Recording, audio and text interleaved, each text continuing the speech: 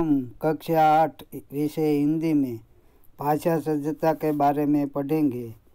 तो इसमें संज्ञा का प्रयोग यानी कि संज्ञा के प्रयोग के बारे में हम आज पढ़ेंगे। तो हम संज्ञा के बारे में सीख चुके हैं। कक्षा 7 में संज्ञा के बारे में हम सीख चुके हैं।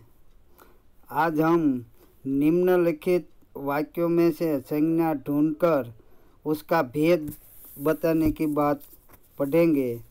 तो मैं कुछ यहाँ पर से उदाहरण देता हूँ, तो उसमें आपको संज्ञा का भेद ढूंढना है। पहला वाक्य है सोना कीमती धातु है। दूसरा वाक्य है गंगा पवित्र नदी है। तीसरा वाक्य है उमंग दौड़ रहा है। चौथा वाक्य है दल जा रहा है। पांचवा वाक्य है राजेश भय के कारण जंगल में नहीं गया। तो इन वाक्यों में आपको संज्ञा ढूंढना है। तो सबसे पहले वाक्य में सोना कीमती धातु है, तो इसमें सोना शब्द है वह संज्ञा है।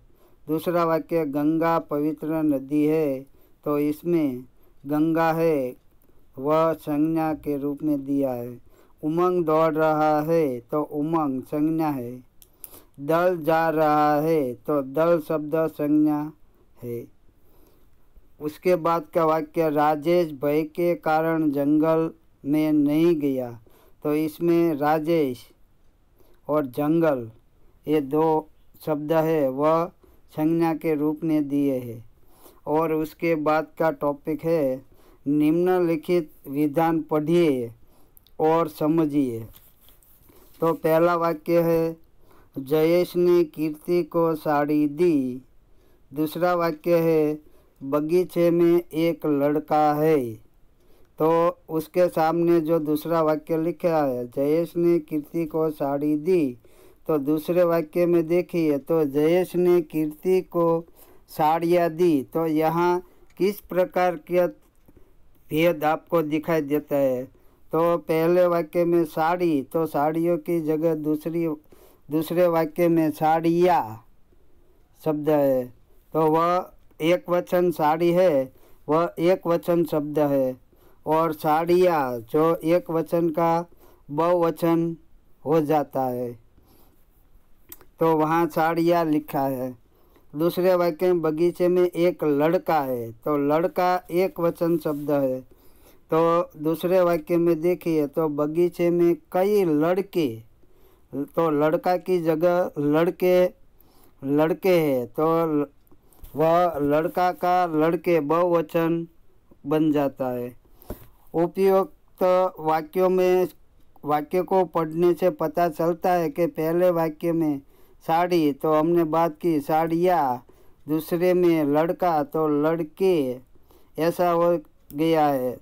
यानी कि एक वचन जो पहला वाक्य है जयेश ने साड़ी और लड़का वाला वह एक वचन का वाक्य शब्द है, और दूसरे वाक्य में वहाँ बहुवचन हुआ है। जब आप किसी निम्नलिखित एक वचन वाक्य को बहुवचन में परिवर्तित कीजिए, ऐसा प्रश्न यहाँ दिया है। तो पहला वाक्य मुझे लुटेरे का डर था, तो इसमें मुझे शब्द है वह एक वचन है। लुटेरे पहला वाक्य है मुझे लुटेरे का डर था, तो मुझे शब्द है वह एक वचन है। तो हमें बहुवचन हमें लुटेरे का डर था, तो हम मुझे की जगह हमें लगाने से मुझे का हमें बहुवचन बन जाएगा, तो हमें शब्द वहाँ लगाना पड़ेगा। पक्षी ने उड़ान भरी, तो यहाँ उड़ान शब्द एक वचन है, तो उड़ाने पक्षी ने उड़ाने भरी, तो उड़ाने लगाने से बहुवचन शब्द बन जाएगा। उसने बहुत मिठाई दी, तो मिठाई है वह एक वचन शब्द है, और मिठाइयाँ यहाँ जो एक बात का ध्यान रखना चाहिए कि मिठाई ई दीर्घ है, तो बहुवचन में परिवर्तित करने के लिए उसका नियम ऐसा है कि सबसे पहले आपको जो दीर्घ ई है उसका सबसे पहले ह्रस्व बनाना पड़ेगा और उसके बाद या लगाने से उसका बहुवचन बन जाता है। तो मिठाई दीर्घ है, उसकी जगह मिठाई या ऊपर चंद्र बिंदु लगाने से बहुवचन बन जाता है। उसके बाद का प्रश्न है, निम्नलिखित वाक्य पढ़िए और वाक्य को गाढ़े काले शब्द को समझिए। पहले कोष्टक में भाववाचक संज्ञा दी है और दूसरे में जातिवाचक संज्ञा। तो बच्चे प्रार्थना करते हैं, तो बच्चों की प्रार्थना ये बेकार नहीं जाती। तो यहाँ प्रार्थना, तो उसका प्रार्थना भाववाचक संज्ञा है। भाव दशा आदि का वर्णन होता दर्शाता है, उसे भाववाचक संज्ञा कहते हैं। और सारी जाति का जो निर्देश करता है उसे जातिवाचक शब्द और संज्ञा कहा जाता है। बच्चों की प्रार्थना ये तो प्रार्थना का प्रार्थना ये बन जाता है। नदी की चौड़ाई अधिक थी। भारत में नदियों की चौड़ाइयाँ अधिक है। यहाँ पर आपने जो देखा, हमने तीसरा उदाहरण देखा था कि उसने मिठाई दी, तो मिठाई दीर्घ थी तो उसने ई हस्व दीर्घ ई का हस्व बनाया था पहले। तो यहाँ पर भी आप देखिए चौड़ाई, तो ई दीर्घ है तो सबसे पहले चौड़ाई में ई का हस्व बनाना पड़ेगा और या लगाने से उसका जातिवाचक शब्द बन जाता है। तो ये उदाहरण से आपको पता चलता है कि भाववाचक रूप में से जातिवाचक बनाने के लिए ये यानी कि या ये अथवा या लगाने से वह जातिवाचक संज्ञा बन जाएगी।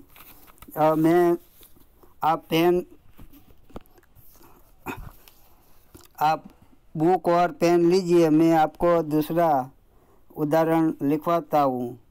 तो पहले लिखिए गौ, तो गौए, तो गौ है वह भाववाचक है और गौए। जू, तो जूए।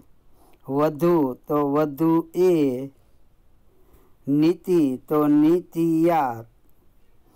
बाला, तो बालाए। महिला, तो महिलाए। तो इसी प्रकार ये यानी ये अथवा या लगाने से वह जातिवाचक संज्ञा बन जाएगी। उसके बाद भाववाचक संज्ञा को जातिवाचक संज्ञा में परिवर्तित करके वाक्य फिर से लिखिए। तो विज्ञान ने दूरी को कम किया है। तो यहाँ दूरी शब्द है, तो दूरी में जो दूरी दीर्घ है उसका पहले हम ह्रस्व करेंगे, तो दूरी। उसके बाद या लगाने से दूरिया शब्द बनेगा। दूरिया या माथे चंद्र दूरिया। विज्ञान ने दूरिया को कम किया है। ठीक है, ऐसा वाक्य बनेगा। नदी की लंबाई अधिक है, तो नदी की लंबाइया, तो इसमें भी दीर्घ ई है, तो इस सबसे पहले दीर्घ को हमें ह्रस्व करना पड़ेगा। तो लंबा ई ह्रस्व करके या लगाने से वह जातिवाचक संज्ञा बन जाएगी। तो नदी की लंबाइया अधिक है। और दूसरा उदाहरण मैं आपको लिखवाता हूँ। लिखो सखी,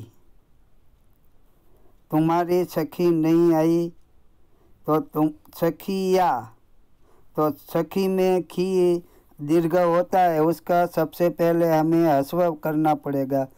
तो सखिया, तुम्हारी सखिया नहीं आई, तो सखिया लिखो।